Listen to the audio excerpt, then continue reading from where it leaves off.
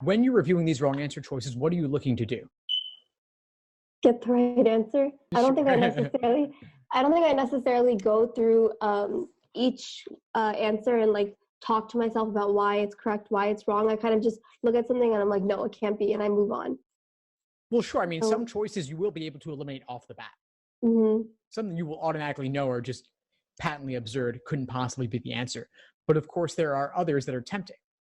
So if you're in the typical case where you're down to 2 and you're not sure what to do, you of course pick one and move on. Whether it was right or wrong, though, you want to review it anyway, because even if you got it right, you could have just gotten lucky. So review all of those where you're unsure when you're down to 2. And for the tempting wrong answer, figure out exactly what makes it tempting and then what makes it wrong.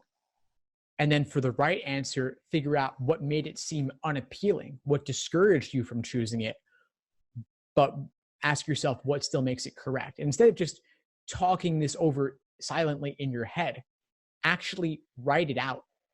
Keep a notebook or talk it out with a friend or a coach or a tutor, somebody.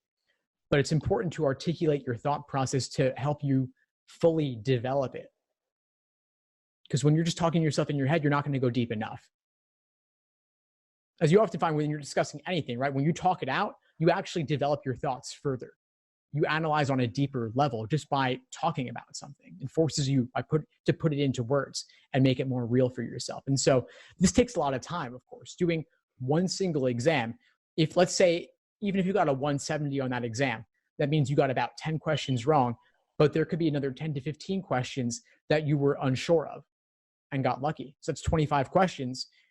At 5 minutes a question, that would take well over like 2 hours, right?